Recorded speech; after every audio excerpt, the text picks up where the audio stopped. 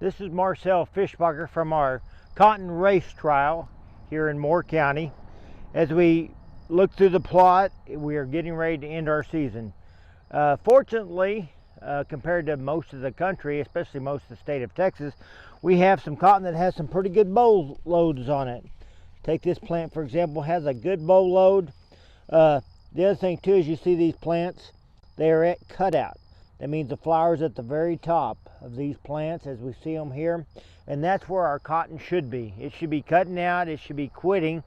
And now we hope we have enough heat units to finish the plant and finish all these bolls. There's going to be some of the fruit at the top that's probably not going to be worth very much as far as the quality. The bolls, as they grow, the seed gets bigger, the lint around it gets drier and longer, and the quality goes up. So we're hoping to finish the crop by doing those things. The thing as we look through the plants and we look at the amount of boll loads and we look at these lower bolls, we want this plant to kind of start the point of finishing out or thinking or being worried it's going to die. As plants think they're going to die, they actually want to reproduce seed to continue growing.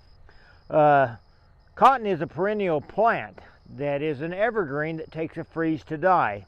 It's a very woody thing and would grow up into a tree if it lived in the tropics where it never had a freeze. But cotton, and the way that we have developed and used genetics to breed our plant, is to try to make the plant become very reproductive here, and also to go to those types of stresses that make it produce more seed. We don't want it to dry out too quick, but yet now we're trying to dry out the soil.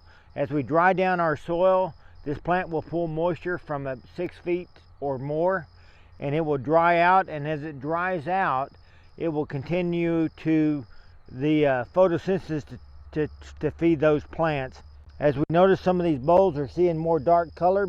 Most of these will turn totally dark when they mature. So the ones that are at the top and very green are very soft and very full of water still. As they get drier and turn totally purple, then they will start to have some cracked bolls. We'll probably see some cracked bolls in some of our dry land and some of our really early cotton. There's very few of them here. There's a couple of them that fell on the ground here as they crack, and we see the bolls crack and come open. The bolls that never do open up before harvest will have very little cotton of any quality in it. So we would like to see this happen as we go forward.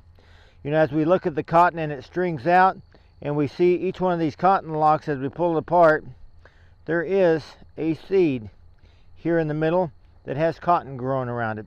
And that's what they are, and that's why about an equal amount of seed and lint are in a mature cotton crop. These cotton plants and the cotton seeds are really soft. They will actually dry out and get hard as well. So as we try to finish the season, we'll probably have most everybody have discontinued irrigation of their cotton crop, letting it dry down. And as we finish the season too on most of the other crops, there's only a few more days of irrigation. Probably all the water would be terminated by the end of the month. But many guys have already started terminating their water on their corn.